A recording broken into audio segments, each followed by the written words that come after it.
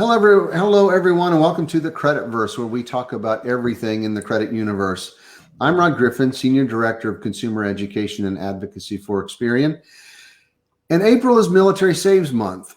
The men and women serving in the U.S. military and their families face very unique financial challenges as compared to civilians like me. And joining me to discuss what some of those are and why saving is so important to our servicemen and women is Military Saves Director Angela Caban, an Army National Guard spouse and mom of two. So you already have a full-time job plus two more full-time jobs. That's I don't know how you do it. She's responsible for directing and overseeing communications that effectively describe and promote the program and its services. Prior to joining Military Saves, Angela was a community manager for USAA, where she was responsible for the strategic planning of the digital-based platform open to 11 million members. In 2010, Angela founded the Homefront United Network, a military support network to help bridge the gap between the active duty, National Guard, and Reserve communities. The Homefront United Network was named a top military support network by joining forces in 2014. She's been published in various print and online publications with a writing focus on military lifestyles and financial headlines for everyday military families. Notice I'm reading all of this because there's too much for me to even begin to remember. Angela, welcome to the program. Thank you for having me. It's an honor to be here. So excited to get this conversation started. Well, there's a lot to talk about, and let's kind of jump right in. What is Military Saves Month, and what's it all about? Why do we need it? Yeah, so I'd like to talk a little bit about Military Saves as a whole first, and then kind of work the month into that. So we've been around since 2005. We are also a component of America Saves, and we're a nonprofit of our parent organization, the Consumer Federation of America. So for those who have never heard of Military Saves, what we've been doing since 2005 is to help motivate, support, and encourage currently over 380,000 within the military community to help them save money, reduce their debt, and to build wealth. So a really fun fact that I always like to include in these conversations, which makes us different than most programs, is that we're based off of behavioral economics and social marketing. So what that is that we encourage and we support to help change those spending behaviors and to motivate the action behind, saving money. So when we talk a little bit about what that looks like and what that action is, we encourage everyone within the military community, whether you're active duty, National Guard, Reserve, military spouse, a DOD contractor, to take the Military Saves Pledge. And what this is a promise that you make to yourself, and it's the start of creating that savings plan. So you're able to do so online or via text, and you're going to pretty much stay connected with us. And we're going to be your accountability check-in to help you with the reminders, keep you motivated, give you some resources and some tips. And you also gain access to other resources such as free financial counseling. We have a partnership with the Yellow Ribbon Network, as well as AFCPE. And then we also have your free credit report and your free credit score that you can obtain from after taking the Military Saves Pledge, and that's courtesy of FINRA. So there's lots of different ways and to motivate you and some benefits to help you getting not only to save, but to save effectively. So I think also the reason that the Military Saves program does what it does, and it's so important, is financial readiness. When we're talking that as a whole, as a picture, it really is the core of mission ready within the military community. So one thing that I love is that we provide realistic and attainable tactics to help you save money, and we meet you where you are, which I think is so important. I think financial readiness has always kind of gotten a bad rap when it comes to, well, someone's just going to tell me I need X amount of money or 3 months worth of, living expenses. And that could be a little overwhelming to many people who are struggling. So we love the approach of meeting you where you are. And if you aren't able to save for that specific goal, or if you're not exactly where you want to be, it's okay. We have the resources and the tools to help you get back on track. So then kind of jumping into your initial question about what Military Saves Month is, we transitioned away from Military Saves Week last year in 2020. And the reason we did that is we really wanted to focus on what April is, and that's Financial Capability Month. So it's made it really easy for us to align our campaign with something that I think a lot of organizations that support us, as well as the military community, are already doing. So what Military Saves Month is that it's a nationwide campaign, and we have hundreds of organizations, military installations, financial institutions, nonprofits, government entities, and they participate collectively to encourage the entire military community to focus on their savings. So we always say here, you go for your yearly, checkup at your doctor. So think of this as a checkup for your money, which is very much needed in the military. Things are constantly changing. So we're actually on the last day of week 4 for Military Saves Month, and this week's theme was Save by Reducing Debt. And then next week is our final week of Military Saves Month, where we're going to be talking about saving as a family. Yeah, hugely important. So a lot there, and so it's I think the pledge is such an important concept that you make a commitment to yourself first and foremost, but then you have an accountability partner, someone who can help you stick to your commitment that you've made to yourself. And I think that's key. It's so easy to kind of let that go. Yeah. The other thing I think that's important when we think about military lives, it's a very different, in many ways, a different kind of lifestyle than a civilian lifestyle. You move a lot. Right. You're reliant on people if you're deployed, to help you with your finances and with your commitments when you're overseas and your family may not be with you. I mean, it's quite different, and we don't always in the civilian world think about what that entails. So I think in terms of saving and other financial commitments, what kinds of things and as you talked about, the financial readiness and being part of, being ready to do your job in the military. Right. Is what that comes down to is, and if you're worried about your finances, it's hard to focus on your job. And I've have friends and family who serve in the military, and one of the things we talk about is that in the military, with my job, if I'm not thinking about finances, I might misspell something in an email. Yeah. No big deal. But if you're in the military and you're worried about finances and you're distracted, people's lives can depend on that.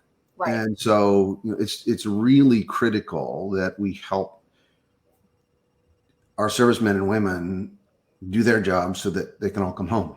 Yeah. Now that's kind of what gets to me, right? And to think about. So in that sense, what are the key things that military families should think about in terms of saving? What are the kind of focus that they need in as a starting point? Yeah. So, right, similar to what you just said, that financial readiness really is the core of the mission readiness for the service member. And, I think about it even to my own personal experiences. If we're struggling with the finances, I don't want my spouse to get distracted. So a lot of times, military spouses, because the majority of us are the ones that are handling the finances at home. There's certain things that we might not mention, or we might not, again, take that focus, off of their job. So we carry a lot for our family, and we carry a lot for the community and one another. So I think for the family unit, because there is so much to worry about, finances also too, when you look at it, it's such an essential component to, and this is for everyone, but for our emotional and our physical well-being. We're always talking about how it is a form of self-care.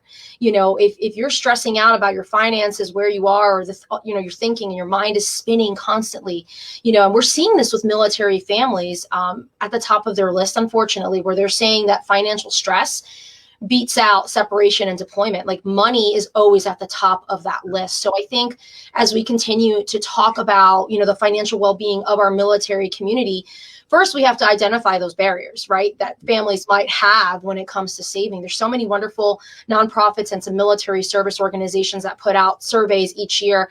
And unfortunately, financial readiness is always an issue, So we have the frequent moves that you had said, moving expenses. A lot of times, unfortunately, there's things that are not covered or you have to pay out of pocket first. You have to also take into account your cost of living adjustments. You might be going from, our senior program manager went from South Florida to DC, so you always have to take that into consideration. So then you have what we also call erratic pay schedule. The military can also struggle when it comes to, pretty much raising a family on one income. We saw this with the pandemic, that there has been a huge spike in military spouse unemployment. They're now, looking for other ways to supplement that income. So I think helping military families identify what those barriers are and taking that into consideration, I think helping them and providing these resources, to kind of get a better grasp out of what that picture looks like for them. It's important to have that plan. You have to be prepared. It could take potentially years to come out of, debt, which is very common, unfortunately. So yeah, I think definitely while we're talking about military financial readiness, we have to, identify what are the struggles for them. Yeah. And are there, we think about moving, what other kinds of things should they prioritize? Is it kind of the same things that a civilian would prioritize? What are different, some similarities and differences there? Yeah. So we always at Military Saves, we have so many different types of goals that you can save for, whether, because everybody's in a different stage in their life. Others are doing a little bit better than, even while we were in the military, there were days where we thought, oh, we got a good grasp on what our finances are going to look like. And then a month later, something happens, an unexpected expense that we didn't plan for. So I always like to say there is no right or wrong goal within the military, because again, everything changes. So believe it or not, here at Military Saves, we've seen it be very consistent with the top goal that military families are saving for, and it's building an emergency fund. So we say a lot that each, American should have at least $500 to cover an extreme emergency, whatever that might be.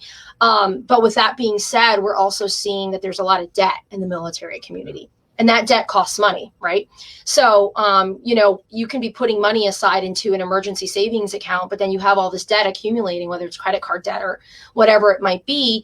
So the situations, you're still, somewhat having some kind of a financial struggle there. So you don't want to be caught off guard with emergencies. So one of the things that we also recommend is saving for transition.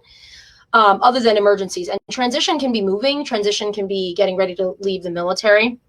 And it's about having those conversations way earlier than a year before you transition out, which unfortunately we see that as a big barrier as well. But we can't emphasize that enough, that retirement needs to be a priority. And, if you're not saving for your retirement, you're stealing from your future self, if you think about it. Yeah, huge issue. And I know I've had the honor of working with some organizations and talking to airmen and new recruits and doing some training. And the interesting thing is, to me, was a lot of the people I talked to were very young, straight out of high school, really lacked any financial knowledge, and they're trying to understand what happens. And if you leave a base, it was always shocking to me that as you went through the gate, you saw payday loans, title loans, and car dealerships. It was So, that's a problem.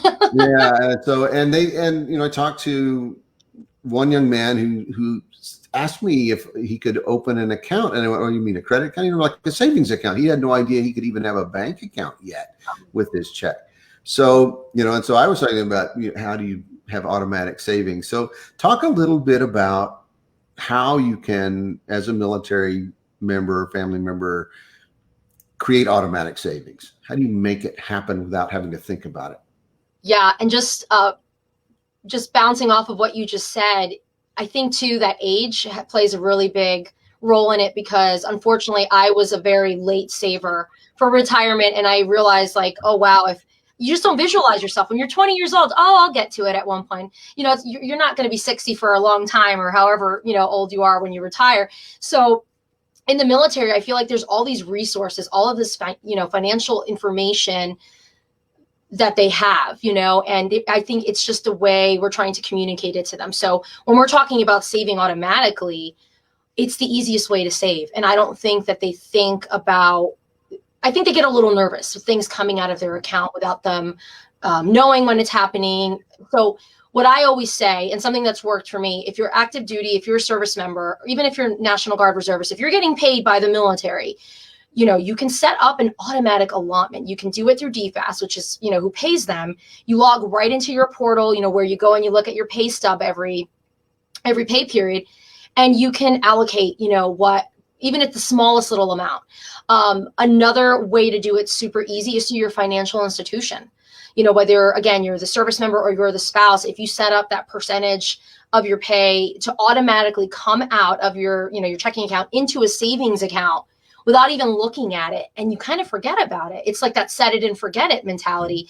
Every little bit adds up. And and that's another thing. Don't beat yourself up. Even if you're starting now and you're older, it's okay. But sometimes I do think, I'm like, wow, if I would have just started that when I was 20 years old, I can't even imagine, the amount of money we would have. But yeah, just visualize it and add it up, and don't look at it. That's another thing. When you're setting up, your automatic savings, of course, unless there's some type of an emergency, try to let it sit and just accumulate. It does. You'll be surprised how much you can save up. And it can happen fast. And as for that retirement thing, you're right. When I was in my 20s, I'd look in the mirror and go, that's a long ways away. Now I look in the mirror and forget, oh crap, it's getting a lot closer than I thought. Yeah. Forgetting. Every morning, ooh, something happened to my beard. What is the deal? But it starts to come faster and faster, but it's still a long ways away. So, starting early and making it automatic, I think that's a lesson for everybody. If you can set it, forget it, not see it, that's something we did, my wife and I, when we first got together, was we decided we were going to have $1,000 cash saved in our checking account. Right. It took us 6 months to get there, both working. And then we zeroed out our register. At the time, you had this paper thing. Right. Right. So some people remember those. And we just made it zero. And that's for the last 20 plus years. That's been where, what we've done. That's sort of our basic step. And we always keep it there. And you just never know when you're going to need it. And we had 4 flat tires at the same time on my truck. Yeah. At Christmas. So that's expensive. Wow. It saved us. I mean, we were able to, we had one flat, we changed the flat. The others we found out were going flat. But at any rate, we got to the car and got new tires and started over, so, that an emergency fund and just kind of making it a habit and then having it automatically deducted is hugely important. That's behavioral economics, making that habit, right? Yeah. And that's the hard part, is creating the habit, I think. Mm-hmm. So we know it's important to save. We know it's important to try to make it automatic. What are some resources to do that? And what resources are available to servicemen and women that maybe we don't have in the civilian world? I know, on bases, there are family readiness centers, for example, that they can draw on. What are some resources they have? Absolutely. And I'm so happy you mentioned that, because we can't stress enough, especially for the active duty community that has the resources right there. Please tap into your financial counselors at the installation. Not only do they have resources, but they're there to sit down and have those conversations, answer your questions, whether it's about saving for retirement, building that emergency fund. Maybe it's to just create a simple budget. That's what they're there for. However, if you're not near an installation, or you prefer to do so, virtual, I feel like everybody's virtual nowadays, Military One Source. They have a hub of resources when it comes to financial readiness within the military community. They also have counselors that you can chat with, whether it's on the phone. So there's a lot of really great, and this is all free. Another thing, that's really important to stress. For veterans, those who have transitioned out of the military, or maybe you live really, really far from an installation, which happened to us as a National Guard family, we actually have a partnership with the Yellow Ribbon Network and AFCPE that provides free financial counseling to you virtually, or you can do it on the phone if you don't want to do it virtually. And another one that I also like to bring up is the TSP. TSP.gov has this calculator that it's actually quite scary if you if you haven't started saving for your retirement. It'll tell you how much you're going to need for your retirement based off of the age that you want to retire. But then it also shows you how putting away the smallest part of your salary, like contributing a small percentage, adds up, and it gives you that actual number. And you look at it and you're like, well, wow, that's not a small number. So I was also going to say, within military saves, if you ever feel like you're overwhelmed, like, oh, I don't know where to start, the pledge really is the start of that. And we'll give you all the resources. We'll list everything out for you. So especially in the military community, because like you said, there is so much more, I think, that supports us in our, in our life cycles that we're going through here, no matter where you are, that it does seem overwhelming at sometimes, but I think it's important to have the conversations and know that there's resources there that you need to tap into. Yeah. And I think, and don't be afraid to ask. I think that's a conversation I have a lot it's just this, it's not always shame. It's just embarrassment or not knowing that you need to ask, not knowing what you don't know. So I always tell people, don't be afraid to ask for help, because there are lots of people who want to help, and they're professionals. So there is no, and it's interesting you said shame, because I do think there is a little bit of shame. I think they don't want to be seen in this situation where they're going to be questioned, well, how did you let it get this bad, like before coming and speaking to someone? So they're trained to have these conversations. There's no judgment there. So, we've all been there, and it's important whether you are doing financially, if you're financially, you think you're doing well, you're paying your bills, you have savings, it's still important to check in on your finances. I don't think that's something that you should just let it slide. That's, again, why we have Military Saves Month, so you have that opportunity. But yeah, those financial counselors are definitely there to help you. Yeah, and I think that's so important. I mean, find objective, knowledgeable, non-judgmental advice, and they'll help. And what I do, it's to this day. And you're right, we've all been there. I could tell so many stories about what I did that I should not have done when I was younger, that I learned the hard way. Here's a question that's important to me, because I work for Experian, and our expertise is in credit reporting. So around debt and credit. Why is that so important to saving? I mean, I think that's a connection people don't often make. What do you need to think about your debt in order to save? And you are so right about that. Even prior to coming here to Military Saves, I never really thought that paying off your debt or paying down your debt is saving, because you're thinking, oh, well, you're just paying another bill. No, that is saving. That is a form of saving. So we have an entire week, during Military Saves Month, that talks about how paying down that debt, can help you. So when you're eliminating that debt, you're reducing your interest. Like, do the math of what that interest paid over time is truly costing you. So I think this is helpful, especially if you have high, credit card debt. You're improving your credit score too, which at first I was like, oh my goodness, that makes so much sense. In the future, you're getting better interest rates. You're saving money with a better interest rate, because you've helped improve your credit score. So, once your credit score goes up, creditors are looking at that, they're trusting you, right, with that credit. So I think once your debt is paid off too, I know there's lots of different methods. People, say, oh, I'll pay off debt and save at the same time. For me personally, it was overwhelming to do both at the same time. So I just focused on paying off the debt first. And then once that debt was paid, you can really focus on saving and maybe even potentially have some new financial goals. So I think it's really important as a community, not only just for the military, but as Americans, individuals, that we understand that, that debt, that, paying down that debt, you're really saving yourself a lot for the future. Yeah. And I think that's something, we talk about here, is that, and you're exactly right. It's that if you manage your credit well, it becomes a financial tool. Right. And it shouldn't be a barrier. If you're managing credit well, you can invest in debt essentially and get lower interest rates, saves you money. You'll also find that, we all have cell phones, we all have utility service, we all have all of the things we do actually can qualify you for, lower setup fees, lower deposits, things of that sort. So without taking on debt, it has nothing to do with debt, but it can save you money because you're using credit well. And that lets you put that money you saved or didn't have to spend in savings. And so we did years ago, we actually did a survey with Consumer Federation of America and found that people with good credit habits also had good savings habits, and vice versa. They did better. If they didn't have good credit habits, they struggled with saving, and vice versa. So they're very closely tied. They go hand in hand. Yeah. It's sort of a mindset. So, if we can get people to get their credit report, and you can get it once a week now for free. So at annualcreditreport.com, you can get it at Experian.com, free once a month. So you get monitoring services with it. You get your credit score with it.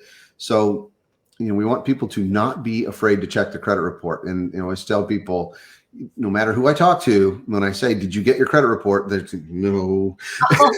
It's like, you do, don't be afraid to know what's in it, because you can't do anything about it until you do. And take that first step, because if you're managing your credit well, you're going to save better, and it's going to help you be more financially successful throughout your life. So my admonition to everybody to check your credit report, because it'll help you save. They go together.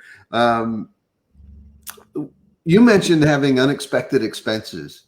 And I actually heard someone say once that there are no financial emergencies. There are just unplanned for expenses, unplanned for unknown expenses. So how do we, and I think that goes to the emergency saving conversation, right? How do we help people not have emergencies, but just have unplanned for expenses? Yeah. So it's funny because that word unexpected, at least for us in the military, we call that Sergeant Murphy's Law. What can go wrong will go wrong. And I think that could be, a ton of different situations. You were just saying, like your car, your tires, all four of them at the same time.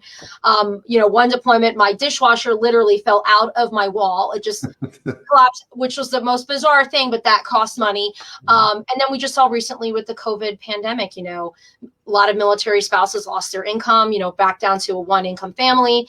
That was one thing, luckily for the military community, at least that spouse still had, employment. However, I think if you plan and you prepare for that emergency, that goes back to the self-care piece. You don't have that additional burden or the stress, and they always say, better have it and not need it than need it and not have it. So I think a great way to start saving for that unexpected, and we've had this conversation here a lot at Military Saves, is save the extra.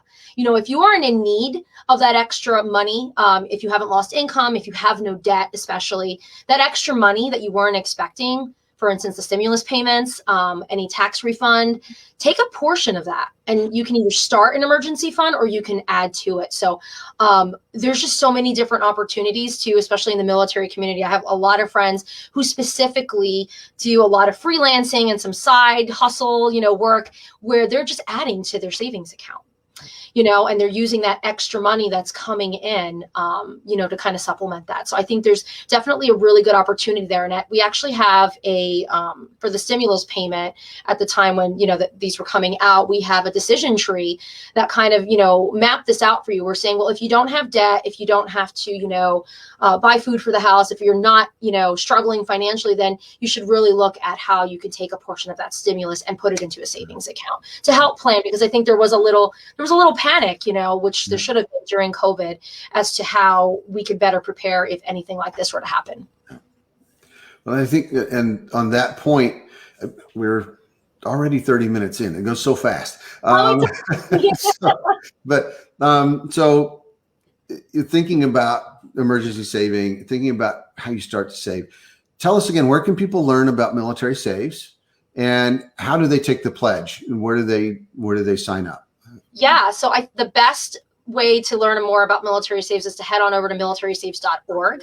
And of course, we're all over social media, Facebook, Instagram, Twitter, LinkedIn. We also have a Facebook group that's called Military Savers. And it's such an engaging, supporting community. You can ask questions, engage with other, military service members or spouses in the community, which is really great. And to take the Military Saves Pledge, you can do so when you head on over to militarysaves.org. Or, I feel like everybody has their cell phone on them. You can text the keyword military saves, and that's just one word, to 877-877, and that opts you right into the program. Fantastic. Angela, thank you for being here today for such an important conversation and for the work you do and being part of the Creditverse. To find out more about that, the Creditverse and Credit Chat Live, please check out ex.pn/Credit Chat Live. You'll find this video on YouTube soon at ex.pn/Credit Chat Live YT. And you can join Experian every week on Wednesday, 2 o'clock Central, 3 o'clock Eastern on Twitter at Credit Chat Live, ex.pn/Credit Chat Live. Angela, thank you again. Thank you everyone for joining and for all of the wonderful work you do. Take care, and I'm sure we'll talk again soon. Thank you so much.